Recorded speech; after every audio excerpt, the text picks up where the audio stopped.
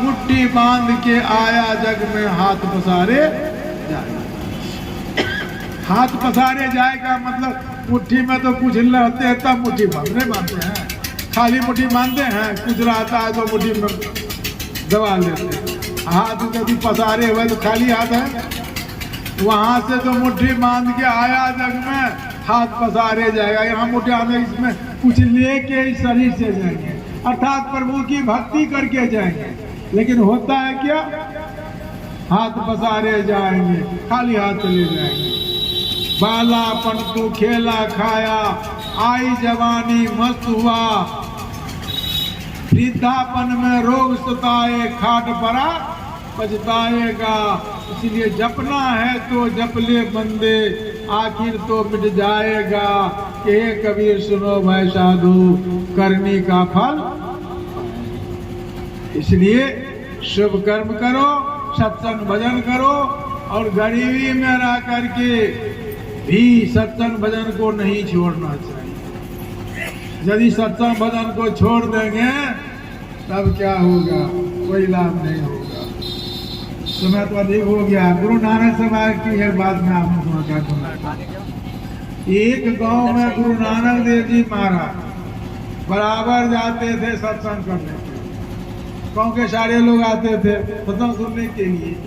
और उस गांव के एक गरीब व्यक्ति, इतना गरीबी था उनके पास, वो भर दिन घास का छिल्ला छिलता, खुरपी से छिल्ला छिल करके बाजार में बेचता था, और उससे जो आमदनी उसी से परिवार का भरण पोषण। लेकिन जब गुरु नानक देव जी महाराज उसको बजाते थे, वो बोरा और खुरपी लेकर पहुंच जाते थे सत्संग। और जब तक सत्संग होता था, सत्संग समाप्त में रहता था, समापन के बाद फिर जाता था छिल्ला छिल। एक बार गुरु नानक देव जी महाराज में गए तो कई दिन तक सत्संग उनका चलते रहा, और वो नियमित रूप से रोज सत्संग आता था।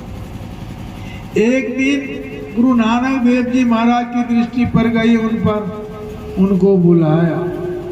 गुरु नानक देव जी महाराज ने कहा, ये खुरपी और बोरा लेके तुम आते हो सत्संग में, ये खुरपी बोरा से क्या करते हो?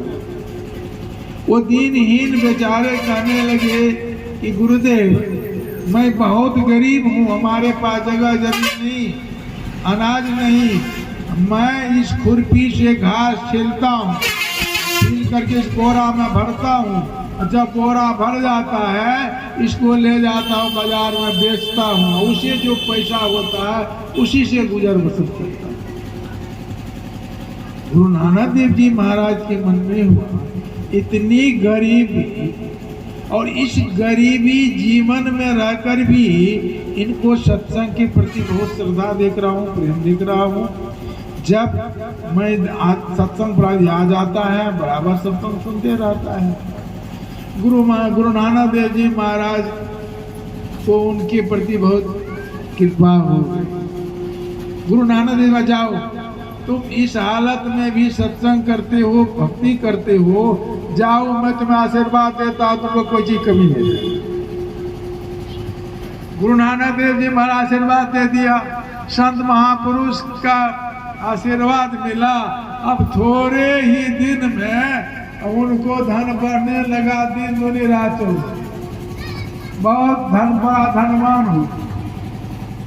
धनवान हो गया, जमीन खरीद लिया, मकान बना लिया, इतनी संपत्ति हो, कई नौकर चाकर काम करने लगा।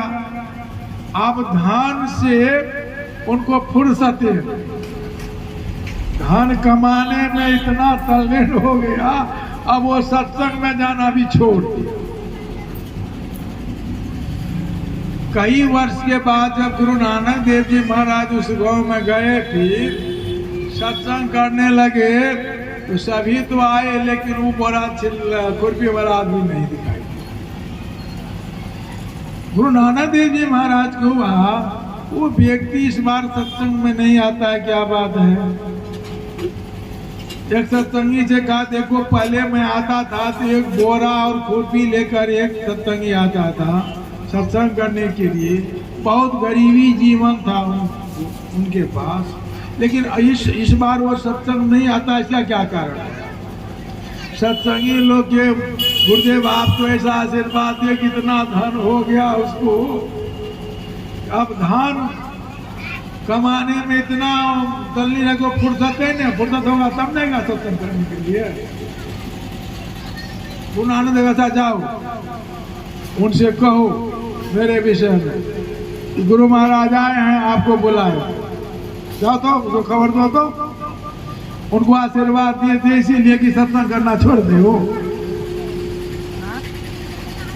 जिस आदमी को भेजा गुरु नानक देव जी महाराज, वो गए, कहा देखिए भाई आपको पता नहीं है गुरु महाराज आए हैं, उनका सत्संग हो रहा है, आप सत्संग नहीं जाते हैं, गुरु महाराज आपको खोजते हैं। हाँ हाँ पता तो है गुरु महाराज, क्या करेंगे, फुर्सत नहीं होता, फुर्सत नहीं रहने के कारण समय नहीं रहेगा, नहीं जा पाता। कहा नहीं गुरु महाराज आप चर्चा की, आपको बुलाने के लिए भेजे। कहा ठीक है चलिए, आज मैं जाऊंगा गुरु महाराज के दर्शन के लिए, आप चलिए मैं पीछे से आ रहा हूँ। वो आदमी चला आया, और उधर वो काम में इतने उलझ गए, जन मजदूर में इतने उलझ गए, उलझन में रह गए, नहीं गए गुरु महाराज के पास।